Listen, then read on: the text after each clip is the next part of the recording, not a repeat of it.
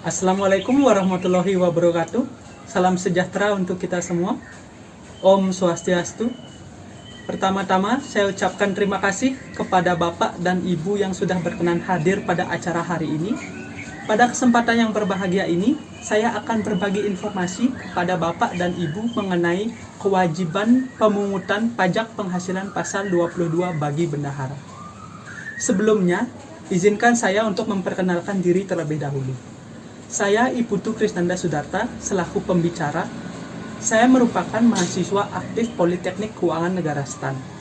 Diploma 3 Pajak, kelas 502, nomor absen 18. Yang pertama, kita akan membahas mengenai kewajiban pajak penghasilan bagi bendahara.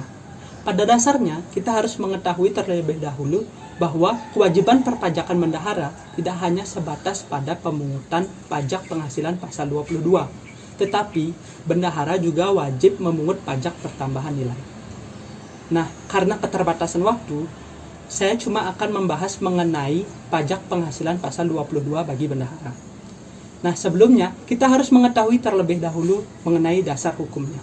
Dasar hukumnya adalah PMK nomor 34 garing PMK 010/2017 pasal 1 ayat 1 huruf B yang menyebutkan bahwa bendahara pemerintah dan kuasa pengguna anggaran wajib memungut pajak penghasilan pasal 22 sehubungan dengan pembayaran atas pembelian barang. Selanjutnya, kita akan membahas mengenai karakteristik pajak penghasilan pasal 22 bendahara. Kita bagi menjadi 4 komponen. Yang pertama yaitu terkait dengan objek pajaknya. Yang kedua terkait dengan tarif pajaknya. Yang ketiga terkait dengan sifat pajaknya. Dan yang terakhir yaitu terkait dengan dasar pengenaan pajak atau DPP-nya. Yang pertama terkait dengan objek pajaknya. Seperti yang sudah saya jelaskan tadi, objek pajak dari pajak penghasilan pasal 22 bagi bendahara adalah pembelian barang. Kemudian yang kedua terkait dengan tarif pajaknya. Tarif pajaknya adalah sebesar 1,5%. Kemudian yang ketiga terkait dengan sifat pajaknya. Sifat pajak dari pajak penghasilan pasal 22 bendahara adalah non-final. Jadi, pihak yang dipungut pajak penghasilan pasal 22 bisa menggunakan pajak yang telah dipungut sebagai kredit pajak dalam penghitungan pajak penghasilan tahunannya. Kemudian yang keempat terkait dengan dasar pengenaan pajaknya. Dasar pengenaan pajaknya adalah harga beli tidak termasuk pajak pertambahan nilai. Nah, tadi kita sudah mengetahui mengenai objek pajak penghasilan pasal 22 bagi bendahara. Selanjutnya, kita akan mengetahui terlebih dahulu apa saja pembayaran yang dikecualikan dari pajak penghasilan pasal 22 bagi bendahara. Yang pertama yaitu pembayaran atas pembelian barang dengan nilai transaksi paling banyak 2 juta rupiah dan tidak termasuk pembayaran yang terpecah-pecah. Kemudian yang kedua yaitu terkait dengan pembayaran atas pembelian gabah dan atau beras dari Bulog. Kemudian yang ketiga yaitu pembayaran atas pemakaian air dan listrik. Kemudian yang keempat yaitu pembayaran atas pembelian bahan bakar minyak, bahan bakar gas, pelumas, dan benda-benda pos. Yang kelima yaitu pembayaran atas pembelian panas bumi atau listrik yang dihasilkan dari pengusahaan panas bumi dari wajib pajak yang bergerak di sektor pengusahaan panas bumi. Kemudian yang keenam yaitu terkait dengan pembayaran atas pembelian barang dengan penggunaan dana bantuan operasional sekolah. Selanjutnya kita akan membahas mengenai saat terutang dan saat penyetoran pajak penghasilan pasal 22 bendahara. Yang pertama terkait dengan saat terutang. Saat terutang adalah saat di mana bendahara memungut pajak penghasilan pasal 22. Yang mana saat terutang ini adalah pada saat pembayaran. Kemudian yang kedua terkait dengan saat penyetoran. Saat penyetoran dibedakan menjadi 2. Yang pertama, apabila pembayaran dilakukan oleh bendahara pengeluaran, maka saat penyetorannya adalah paling lama 7 hari setelah hari pembayaran. Kemudian yang kedua, apabila pembayaran melalui KPPN, maka saat penyetorannya adalah pada saat pembayaran. Kemudian, apabila bendahara tidak melaksanakan kewajibannya terkait dengan penyetoran atau terlambat dalam menyetorkan pajak penghasilan pasal 22 yang terutang, maka akan dikenakan sanksi setor di mana sebesar 2% dikalikan dengan bulan terlambat dikalikan dengan pajak penghasilan pasal 22 yang belum dibayar.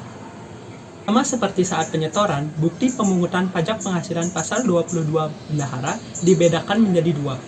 Yang pertama, apabila pembayaran dilakukan oleh bendahara pengeluaran, maka bukti pemungutan PPh pasal 22-nya berupa SSP lembar ke-1 yang ditandatangani dan disetor oleh bendahara. Kemudian yang kedua, apabila pembayaran melalui KPPN, maka bukti pemungutan PPh pasal 22-nya adalah SSP lembar ke-1 yang ditandatangani oleh KPPN. Seperti yang kita ketahui, ada saat terutang, ada saat penyetoran, dan ada juga saat pelaporan. Saat pelaporan pajak penghasilan pasal 22 oleh bendahara dilaksanakan paling lama 14 hari setelah masa pajak berakhir. Namun, apabila bendahara tidak melaksanakan kewajiban tersebut, maka akan dikenakan sanksi berupa denda sebesar Rp100.000. Nah, kita sudah mempelajari mengenai objek pajak, tarif pajak, sifat pajak, dasar pengenaan pajak dari pajak penghasilan pasal 22 bendahara. Nah, agar lebih memahami, kita berlatih contoh perhitungannya. Saya misalkan, pemerintah daerah Kabupaten Karangasem membeli barang berupa meja rapat, di mana nilai transaksi yang tercatat dalam kontrak adalah sebesar Rp11 juta yang merupakan harga beli termasuk PPN. Nah, untuk memecahkan kasus ini, kita bedah satu persatu. Yang pertama terkait dengan objek pajaknya. Objek pajak pada contoh tersebut adalah pembelian barang berupa meja rapat, sehingga ini termasuk objek pajak penghasilan pasal 22 bendahara. Kemudian yang kedua kita lihat nilai transaksinya. Nilai transaksinya adalah sebesar Rp11 juta yang merupakan harga beli termasuk PPN. Sedangkan dasar pengenaan pajaknya adalah harga beli tidak termasuk PPN. Maka dari itu kita kalikan Rp11 juta tersebut dengan 100/110. Sehingga didapatkan Rp10 juta yang merupakan harga beli tidak termasuk PPN.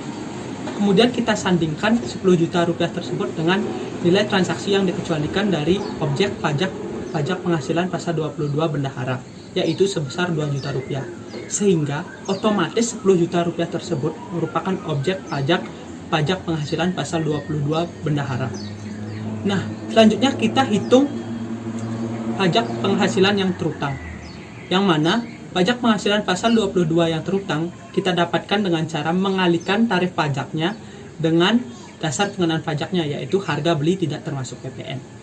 Sehingga kita kalikan 1,5% dikalikan dengan Rp10 juta sehingga didapatkan hasil sebesar Rp150.000 yang merupakan pajak penghasilan pasal 22 terutang yang dipungut oleh bendahara. Baik, mungkin cukup sekian informasi yang bisa saya bagikan kepada Bapak dan Ibu sekalian. Pertama-tama, saya ucapkan terima kasih kepada Bapak dan Ibu sekalian yang sudah berkenan hadir pada acara hari ini. Saya memohon maaf apabila masih terdapat kekurangan maupun kesalahan kata yang saya sampaikan tadi. Semoga informasi yang saya sampaikan bisa bermanfaat kepada Bapak dan Ibu sekalian. Apabila Bapak dan Ibu sekalian memiliki pertanyaan terkait yang sudah saya paparkan tadi, Bapak dan Ibu bisa mengontak saya lewat WhatsApp dan Gmail yang tertera pada slide. Akhir kata, saya ucapkan Assalamualaikum warahmatullahi wabarakatuh.